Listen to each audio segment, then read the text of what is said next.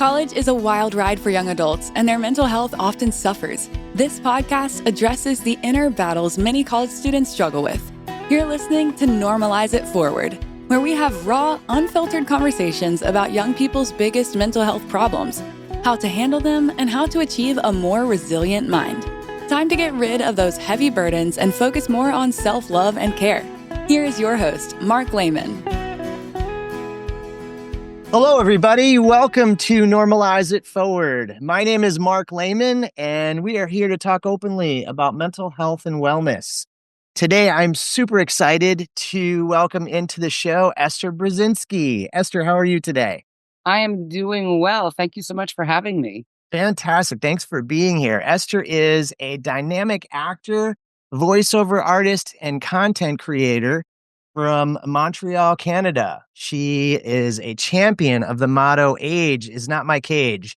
Esther is redefining perceptions of aging through her empowering presence on social media, where she inspires over 150,000 followers on TikTok and 110,000 on Instagram. Her acting portfolio includes notable projects such as Journey's Revenge and Going Ape 2, showcasing her versatility and talent in the entertainment world. Esther is also a podcast producer and host, further amplifying her voice to connect and uplift others. With her passion for breaking stereotypes and embracing positivity, Esther is the spirit of resilience and creativity, making her an inspiring guest to be here today on Normalize It Forward. Welcome, Esther. Oh, thank you so much for that incredible introduction. Sure, absolutely. We're excited to have you here, and would really love to jump in and hear all about sort of what you're up to these days and what you're doing. So I'm still very much involved with acting. So I do a lot of short films, commercials, etc. Also some voiceover work, and actually I'm working now on another podcast. Oh, So great. yes, it's been a few years, Okay. but I missed it. So we're working on it with three other women from different generations, and it should be interesting. It'll be a little different because Okay. it'll be in a studio as opposed to where I was using StreamYard before. It was during the lockdown, so that was what most people were using at the time, and so I'm looking forward to that as well. So That's great. continuing with my content creation as always, talking about ageism, positive aging, etc.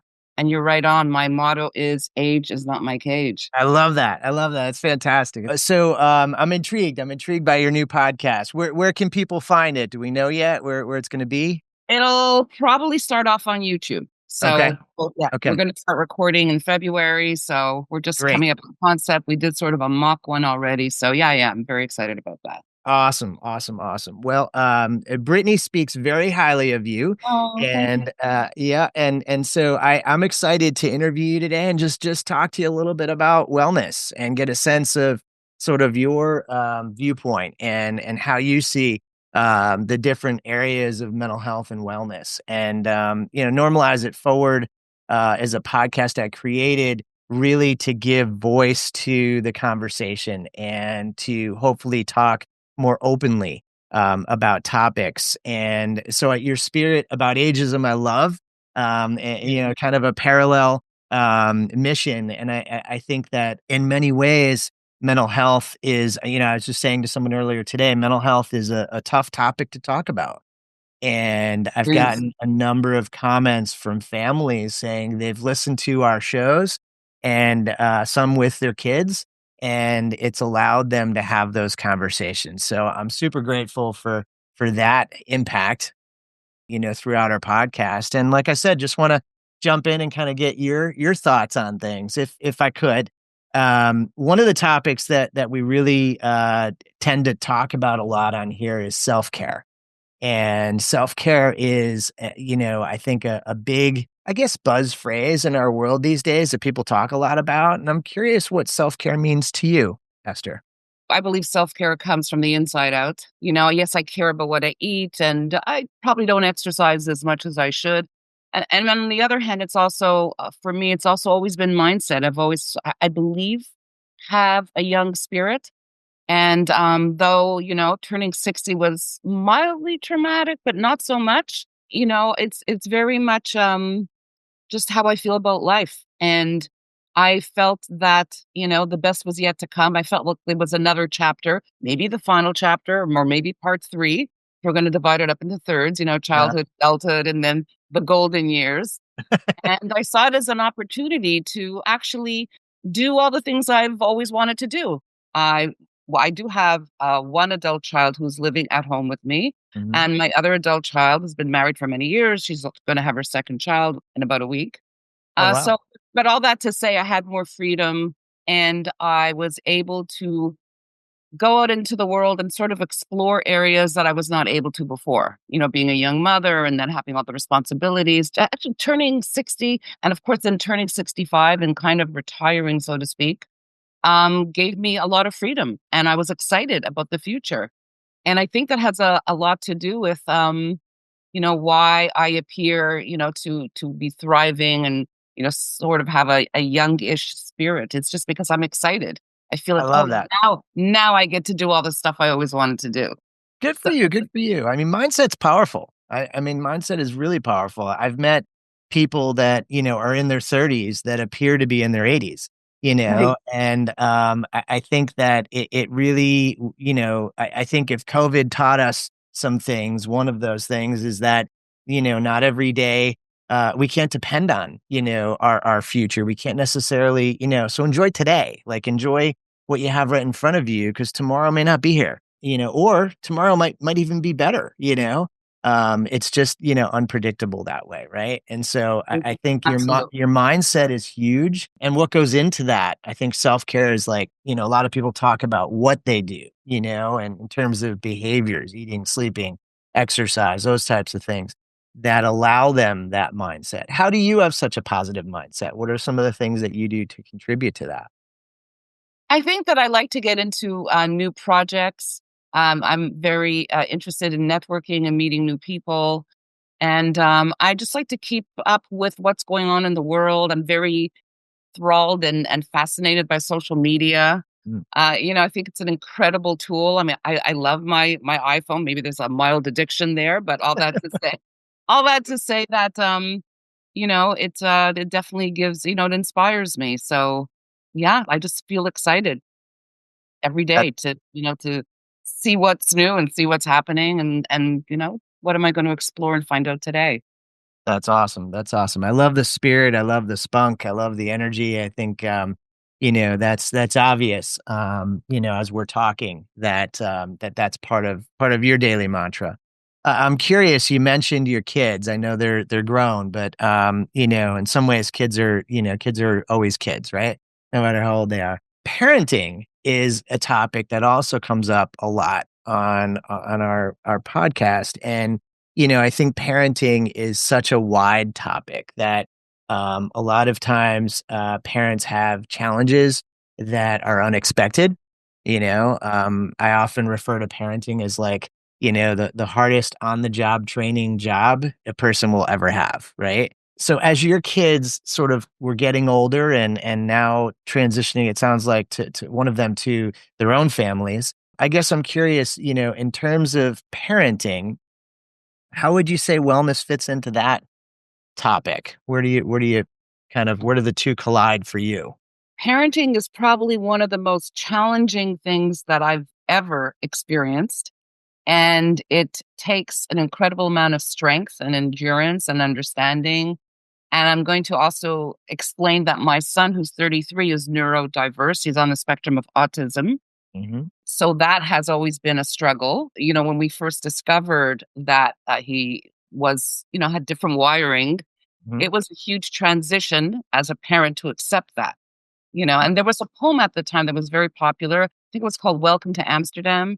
Whereas you're on the plane, you think you're going to France, and then it takes a detour and you end up in Amsterdam. But, it's pretty wonderful in itself. And even though it's not what you expected, you learn how to, navigate in this new location. And this is sort of what it was like bringing up a child who was on the spectrum. So there were a lot of challenges there. And my daughter, who is now 36, so she herself, I guess it's sort of a cousin disorder, deals with OCD. Mm-hmm. And she's a very functioning adult with OCD. And so, parenting for me was very challenging. And I often felt like I was running a clinic. Honest to God, that was sort of how I would describe that experience.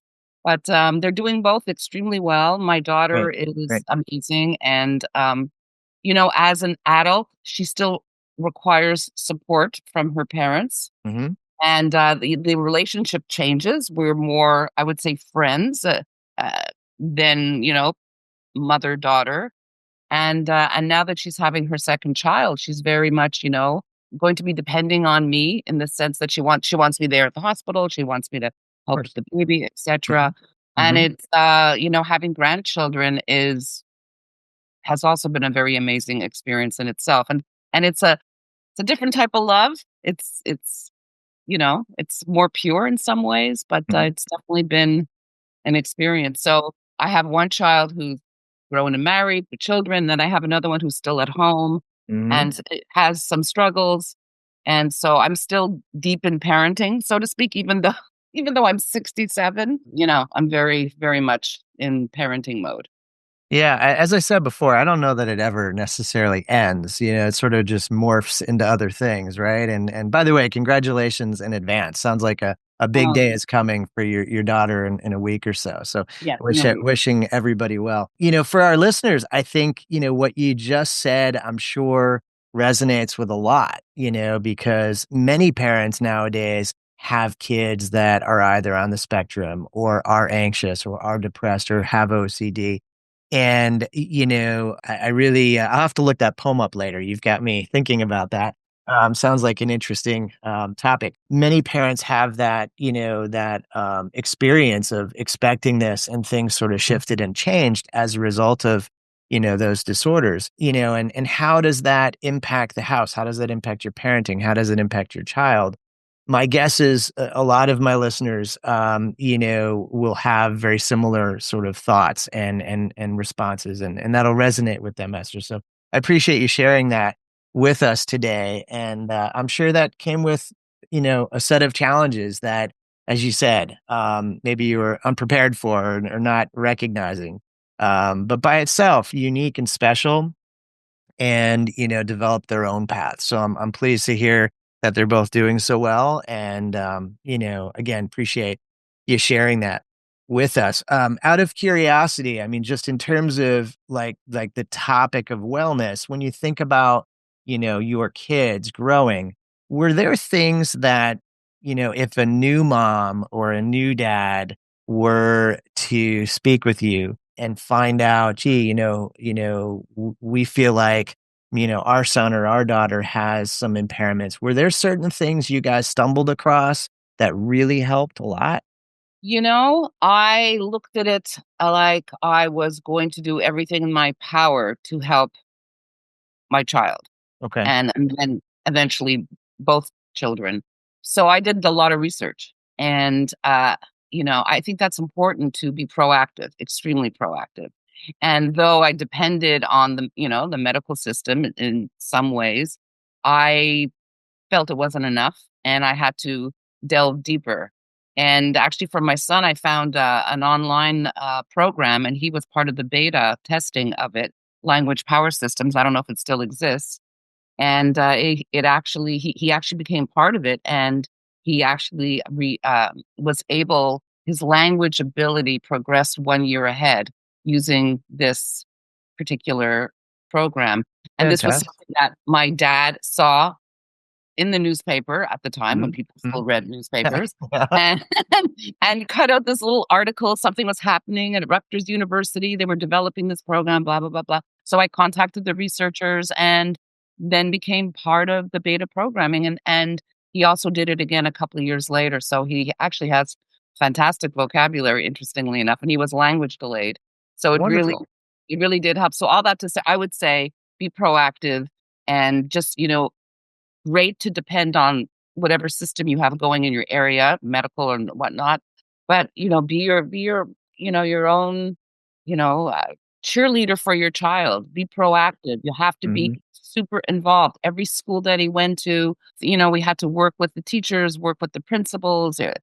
It was you have to be very, very involved. That's my, experience Great and what I advice. would suggest. Yeah, Great advice. It's great advice. I've seen, as a therapist, I've seen that, and I've definitely seen the opposite with parents, and it makes a huge difference. Thrilled to hear that story for your son and how he advanced with his language skills. I mean, it's there's so much out there. There's so much, out there that can help, you as a parent, and certainly help with the progression of whatever, your child might be dealing with. So the power of the internet. There's a lot out there, right?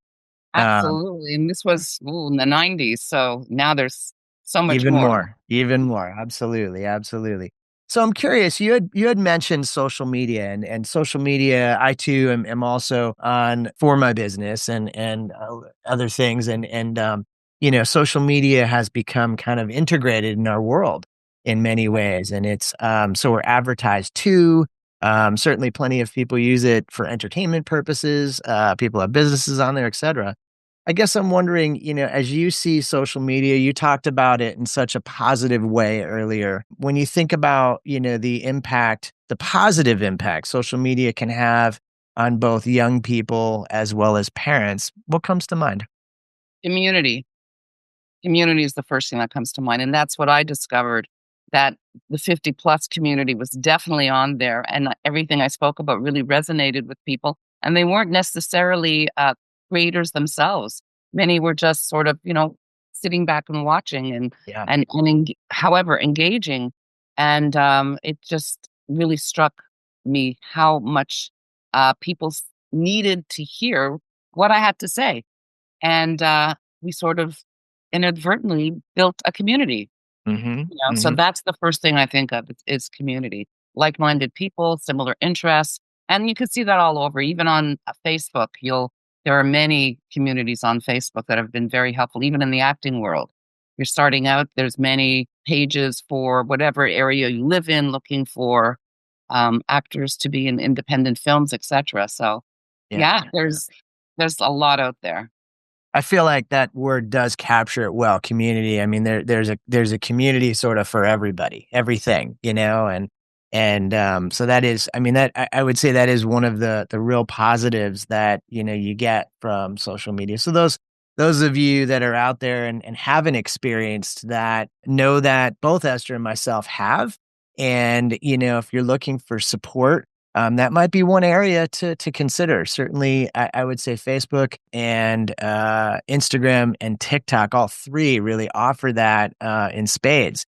And so often do we hear of all of the dangers associated with using them and all of the negativity associated with them, but we don't hear about this positiveness. And I think there is a lot of positiveness. So I appreciate you throwing that word out, Esther. That really captures it well. Really captures it well. So tell me, I'm curious. Your background's really interesting, and I feel like everybody has a story, has a journey.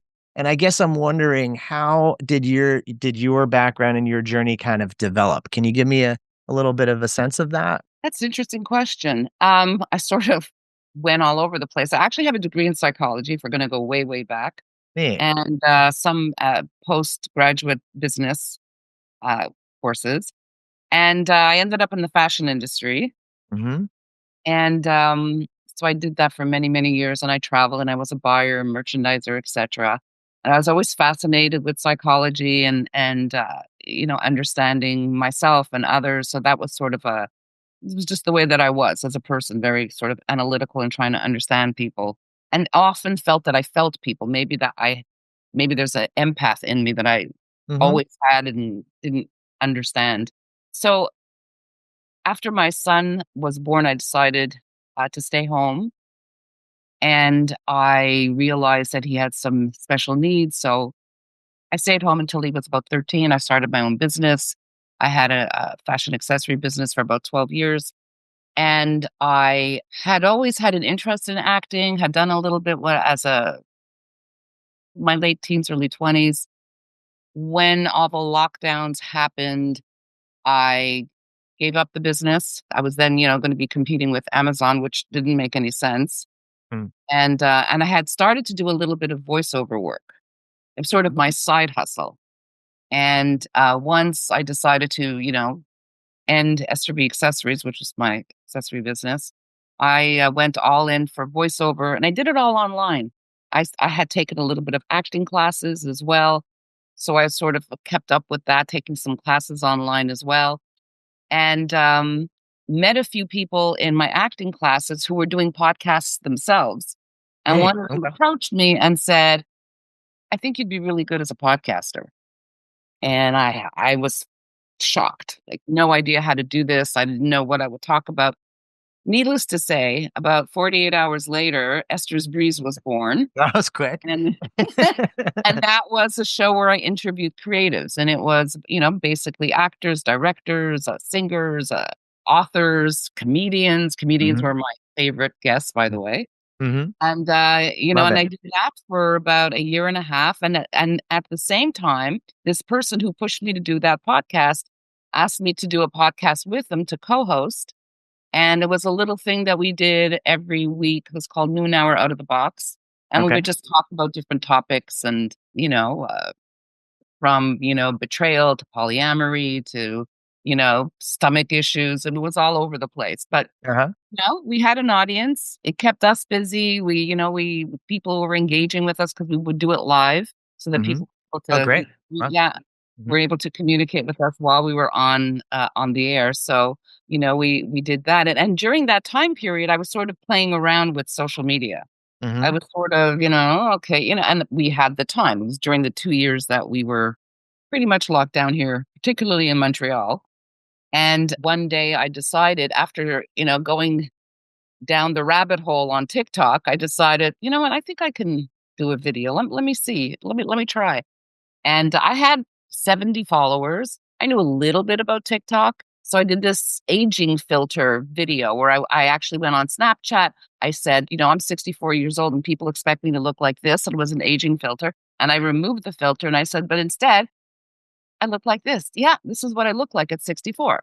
So I put my phone down, didn't think about it, did things around the house. I heard my phone going ding, ding.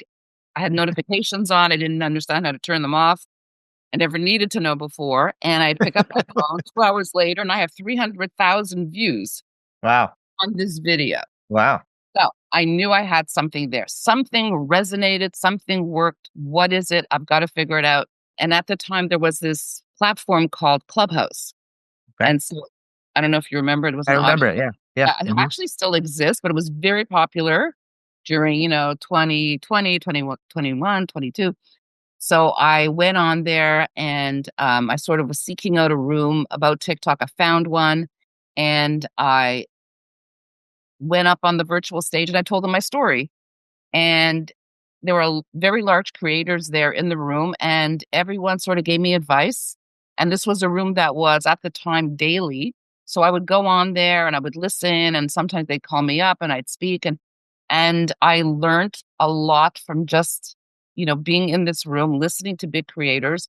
And I started on my journey and I would post every day. I would study my analytics. I learned to, about algorithms and a whole bunch of stuff of, how to grab people's attention in the first 3 seconds. Mhm.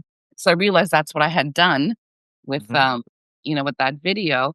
And so I did it on TikTok. I started to have some success. I put it on Instagram. I put it on Facebook. I put it on YouTube. And it just sort of blew up. It worked. And so I That's just great. continued the momentum where I Mhm. just would talk about ageism and always made sure to say that I was 60, well, whatever age I was at the time. I started 64, now I'm 67. Mhm. I made a point of saying, I'm 64, I'm 65, and and I also talked a lot about love and romance and going out and having fun. Mhm. So I thought that was very important because I felt that a lot of people just thought that, it's over. Once you Mhm. turn 60, that Mhm. whole part of your life, forget about it. It's not important anymore. And you couldn't be more further from the truth. So I talked a lot about that. And that really resonated with people. Absolutely. Yeah. Yeah. I got Absolutely. a lot of engagement, a lot of DMs, a lot of, particularly from men who were just saying, "Yeah, I feel the same way. I wish my wife would feel like that," or I'm a widower and I would like to meet somebody, and I'm so happy to hear that that women that of our age group are interested, because I always thought blah, blah, blah. So, yeah, people have these preconceived notions, even people who are in the same generation. But it's totally wrong, in my opinion. And it seemed to, a lot of people seem to be in agreement with it. So, Wonderful. That's wonderful. It's wonderful. There's so much there. I mean, I appreciate you sharing all of that. And I think that, you have a confidence about you, when you tell that story about removing the filter, you have a confidence about you to say, you know what, this is who I am. Like me or don't, this is who I am. And, I think that's fantastic. Number one, so often people on social media don't do that. They hide behind those filters and they right. pretend. And so this feels very real, very honest, very genuine. And like you said, clearly people are connecting with the topic. We're all getting older, and I feel like it gave a lot of people, continues to give a lot of people the ability to share and to talk about what it's like to be this age or that age, depending. And so that's awesome. I love that you've had such success on social media. I would also say, your story, one of my takeaways is, find your passion. Find your passion. And if you don't find it the first time through, that's okay. Continue to look, because, that's part of the life journey is to stumble a little bit and come across certain things that either you're good at or you really enjoy, or both. Sometimes that's involving parenting. Sometimes that's something, totally, separate from that. But that's one of the things that I take from your journey. It's very much about passion, and it's and because it was very spontaneous, and I was always, like I said, fascinated with social media, and it's something that I just really love to do, and it's just, I still find it absolutely amazing that it exists, because I grew up, obviously in the 60s and 70s, and it was so very different. And there were so many opportunities that you have now that didn't exist so many Right. years ago. So, yeah, I think it's an incredible tool. So, yeah. It's wonderful. It's wonderful. Well, congratulations on your success through it. It sounds like it's really grown nicely for you. And again, appreciate you sharing that story. And for my young listeners, I want them to understand that there are opportunities out there sometimes that you create on your own. You're part of your story about getting mentored in the Clubhouse and app and really sort of putting the time in. I mean, granted, it's COVID. What else were we doing, right? We're learning things, so putting the time in and crafting something that's meaningful and important to you, I think is a really good example of a success story, and something that you felt and continue to feel passion towards. So again, thank you for sharing that, Esther. Really, really appreciate that. So part of Normalize It Forward is, I ask people to consider nominating a friend, a coworker, or a relative, so as to keep the conversation moving forward. So if I can put you on the spot for a second, just ask, do you have anybody in your world who would be good for me to interview next? This wonderful, amazing, intelligent, beautiful woman called Monica Weitzer. She's actually a life coach. Nice. She's also a wonderful friend, and she's just like many nuggets of wisdom to share. So Fantastic. I recommend her, and I nominate her. Awesome. Thank you so much. I appreciate it. I look forward to meeting with her. And this is a chance for, our listeners to hear an additional point of view and to get a sense of, what wellness looks like from her perspective. So thank you. Thank you so much for nominating her, and we'll bring her on Normalize It Forward. We'll reach out to her. Thank you. Appreciate that. And thank you for your time today, Esther. I know you're busy. So I appreciate you making some time for us and sharing some of your thoughts and feelings all about wellness. So thank you. It's been my absolute pleasure. Thank you for having me. Excellent. You have yourself a wonderful rest of the day, and we'll talk soon. Okay. Thank you so much. Thanks. Bye-bye. Bye. That's all for this episode of Normalize It Forward. May this conversation serve as a reminder that you are never alone in facing your mental health struggles. There are always people who can help. To dive even deeper into our journey of normalizing one of the biggest issues young people face, check out more episodes of the show at youareheard.com. It's UAREHEARD.com. Continue gaining access to the right tools, the best resources, and the most insightful advice to achieve positivity, mindfulness, and genuine happiness.